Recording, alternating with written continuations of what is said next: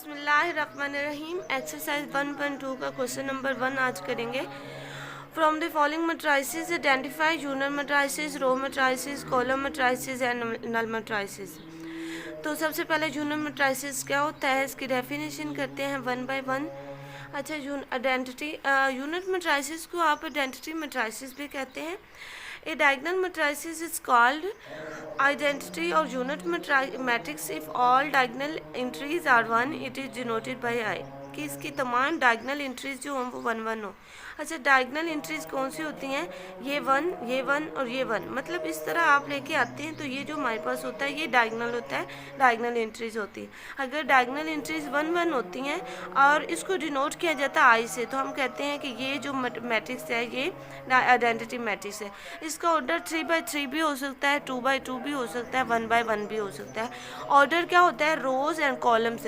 जैसे ये हमारे पास है 3 रोज़ है, जो हॉरिजॉन्टल लाइन है ये रोज़ है और जो वर्टिकल लाइन है वो कॉलम है। तो पहले हमने लेने होती हैं रोज़ यानी हॉरिजॉन्टल लाइन। तो अगर हॉरिजॉन्टल लाइन 3 है और वर्टिकल लाइन भी 3 है तो उसका ऑर्डर 3x3 होगा। अगर हॉरिजॉन्टल लाइन 2 है और वर्टिकल लाइन भी 2 है तो फिर हम कहेंगे इसका ऑर्डर होगा 2x2, क्योंकि इसमें 2 रोज़ और 2 कॉलम्स होंगे। ये हमारे पास हो गया आइडेंटिटी मैट्रिक्स। उसके बाद हम देखते हैं कि रो मैट्रिक्स क्या होता है। Row matrix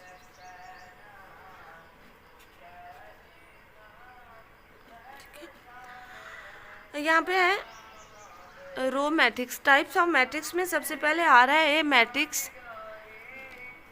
a matrix is called a row matrix if it has only one row. कैसा मैट्रिक्स जिसमें एक रो है यानी एक हॉरिजॉन्टल लाइन है, तो हम कहेंगे कि ये जो है ये हमारे पास रो मैट्रिक्स है। अब रो 1 रो और 3 कॉलम 3 वर्टिकल लाइन, तो इसका ऑर्डर क्या होगा? 1/3 होगा। इसी तरह कॉलम मैट्रिक्स, ऐसा मैट्रिक्स जिसमें एक ही कॉलम हो तो उसे कहेंगे हम, ये हमारे पास कॉलम मैट्रिक्स है। मतलब इसमें एक ही वर्टिकल लाइन होगी तो ये हमारे पास कॉलम मैट्रिक्स होगा। और इसके बाद उन्होंने बताया था कि हमने करना है नल मैट्रिसेस। नल मैट्रिसेस ऐसा मैट्रिसेस होता है जिसमें तमाम एंट्रीज जो होती हैं वो 0 0 होती हैं। यहाँ आप देख लें, एक मैट्रिक्स जिसमें तमाम एंट्रीज 0 0 हों तो वो हम कहते हैं कि हमारे पास नल मैट्रिसेस है। ठीक हो गया? तो अब हम क्वेश्चन की तरफ आते हैं। तो सबसे पहले दिया हुआ है ए। अब ए में देखिए तमाम एंट्रीज क्या हैं? 0 0। अगर 0 0 एंट्रीज होंगी तो वो हमारे पास नल मैट्रिक्स होगा। बी मैट्रिक्स को देखें, इसमें 2 3 4 है। अब देखिए इसमें एक ही वर्टिकल हॉरिजॉन्टल लाइन है, एक लाइन है और जो कि हॉरिजॉन्टल है, तो ये हमारे पास रो मैट्रिक्स है। डी में देखिए 1 1 0 0। अब जहाँ मैंने आपको बताया था डायगनल 1 1 हो जाए, जब डायगनल 1 1 हो जाते हैं तो जो वो हमारे पास मैट्रिक्स होता है वो यूनिट मैट्रिक्स होता है। ठीक है? नल मैट्रिक्स क्योंकि इसमें एक ही एंट्री है और वो भी 0 है। और एफ देखिए इसमें एक कॉलम है तो ये हमारे पास हो गया कॉलम मैट्रिक्स। क्वेश्चन नंबर 2 है from the following matrices identify square matrices, rectangular matrices, row matrices, column matrices, identity matrices and null matrices. अच्छा, रो मैट्रिसेस कॉलम ये हमने अभी कर ली हैं 4। इसमें न्यू बात जो आ रही है वो स्क्वायर मैट्रिसेस है और रेक्टेंगुलर मैट्रिसेस है। तो स्क्वायर मैट्रिक्स क्या होता है ये सबसे पहले पढ़ लेते हैं। बुक से इसकी डेफिनेशन देख लें। Square matrix, a matrix is called square matrix if its number of rows is equal to its number of column. कि इसमें जो रोज की तादाद है वो इक्वल किसकी होनी चाहिए? कॉलम्स की तादाद के। तो वो हमारे पास जो मैट्रिक्स होता है वो स्क्वायर मैट्रिक्स। जैसे इसमें 2 रोज 2 कॉलम, इसमें 3 रोज 3 कॉलम, इसमें 1 रो 1 कॉलम। तो अब इसमें क्या हो रहा है कि number of rose and number of columns क्या है? इक्वल है, तो ये हमारे पास स्क्वायर मैट्रिक्स होता है। रेक्टेंगुलर मैट्रिक्स को देख लें। A matrix M is called rectangular if the number of rows of M is not equal to the number of column of M. जब नंबर ऑफ रोज और नंबर ऑफ कॉलम इक्वल नहीं होते तो फिर हमारे पास जो होता है मैट्रिक्स वो रेक्टेंगुलर मैट्रिक्स होते हैं। जिसमें इसमें 3 रोज हैं 2 कॉलम है तो इक्वल नहीं है, इसमें 2 रोज हैं 3 कॉलम इक्वल नहीं, इसमें 1 रो एंड 3 कॉलम है तो ये इक्वल नहीं है, यानी इनका ऑर्डर सेम नहीं है।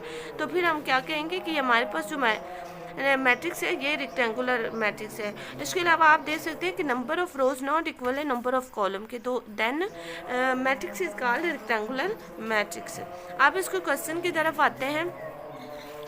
क्वेश्चन में इसका सबसे पहले जो फर्स्ट पार्ट है उसमें -8 2 7 -12 0 और 4 है, तो ये हमारे पास रेक्टेंगुलर मैट्रिक्स है क्योंकि इसमें 2 रोज एंड 3 कॉलम है, तो ये रेक्टेंगुलर मैट्रिक्स है। नेक्स्ट है 3 0 1, तो ये रेक्टेंगुलर मैट्रिक्स भी है क्योंकि इसमें 3 रोज एंड 1 कॉलम है, और इसके अलावा ये कॉलम मैट्रिक्स भी है क्योंकि इसमें एक ही कॉलम है। ठीक है, पार्ट 3 इसका है 6 -4 3 -2, ये स्क्वायर मैट्रिक्स है, इसमें 2 रोज 2 कॉलम है, ये सिर्फ स्क्वायर मैट्रिक्स है और कोई भी नहीं। ठीक है, नेक्स्ट पेज पे पार्ट 4 है, और इसमें देखें इसकी जो डायगनल है वो 1 1 है। जब डायगनल 1 1 थे तो क्या उसको कहना था यूनिट मैट्रिक्स है, और इसके अलावा इसमें 2 रोज एंड 2 कॉलम है, तो देन ये स्क्वायर मैट्रिक्स है। इसमें 3 रोज हैं और 2 कॉलम है, तो ये रेक्टेंगुलर मैट्रिक्स है, इसके अलावा ये कोई भी नहीं होगा। ठीक है, और इसमें एक ही रो है, तो ये हमारे पास रो मैट्रिक्स, और इसके अलावा इसमें 1 रो 3 कॉलम, तो रेक्टेंगुलर मैट्रिक्स है। नेक्स्ट 1 0 0, अब देखिए इसमें 3 रोज हैं 1 कॉलम, तो रेक्टेंगुलर मैट्रिक्स, उसके अलावा कॉलम मैट्रिक्स है। ठीक है, 1 2 3 -1 2 0 0 0 1, अब ये हमारे पास स्क्वायर मैट्रिक्स है क्योंकि इसमें 3 रोज हैं एंड 3 कॉलम है। ठीक है, तो ये हमारे पास जो मैट्रिक्स है ये स्क्वायर मैट्रिक्स है। और लास्ट पार्ट है 0 0, यानी तमाम एंट्रीज 0 0 हैं, तो ये नल मैट्रिक्स है, और इसके अलावा ये रेक्टेंगुलर मैट्रिक्स भी है। इसका क्वेश्चन नंबर 3 है। क्वेश्चन नंबर 3 है, from the following matrices identify diagonal scalar and unit matrices. हमने आइडेंटिफाई करना है डायगोनल स्केलर और यूनिट मैट्रिसेस। तो डायगोनल मैट्रिसेस क्या होते हैं, इसकी डेफिनेशन देखते हैं। Diagonal matrices, diagonal matrix, a square matrix, A is called a diagonal matrix. वो कहते हैं इसके लिए स्क्वायर मैट्रिक होना ज़रूरी, यानी रोज एंड कॉलम्स की तादाद जो वो इक्वल हो।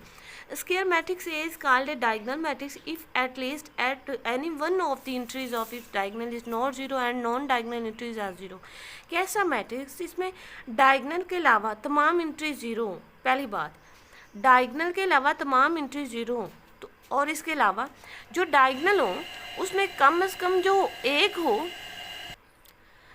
मतलब ये है कि इसमें ना जो डायगनल एलिमेंट्स हैं, डायगनल एंट्रीज हैं, इसमें 3 2 0 हो सकता है लेकिन 1 0 नहीं होगा, क्योंकि at least one any one of the entries और नॉट ज़ीरो। ठीक है, तो अगर तमाम एंट्रीज ज़ीरो हो जाते हैं तो ये तो फिर हमारे पास नल मैट्रिक्स बन जाएगा कि जिसकी तमाम एंट्रीज ज़ीरो होती हैं।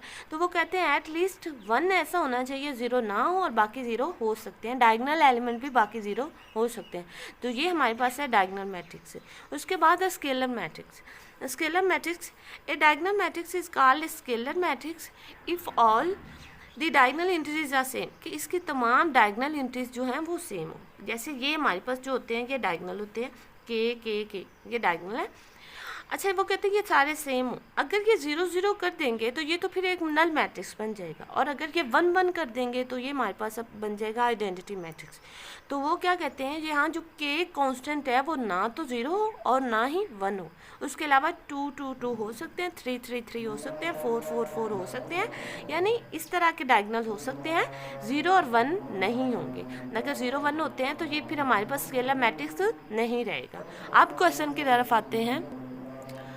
From the following matrices identify diagonal scalar and unit matrices. Unit matrices की डेफिनेशन मैंने आपको बता दी थी। अब देखिए यूनिट मैट्रिसेस में तमाम डायगोनल जो होते हैं वो 1 1 होते हैं, और उसके अलावा नॉन डायगोनल जो होते हैं वो 0 0 होते हैं। ये हमारे पास यूनिट मैट्रिसेस था। अब फर्स्ट ऑफ ऑल देखें 4 0 0 4। आप देखिए यहाँ पे 4 है और इधर भी 4 है, तो यहाँ पे जो स्केलर नंबर हैं वो क्या है, सेम है।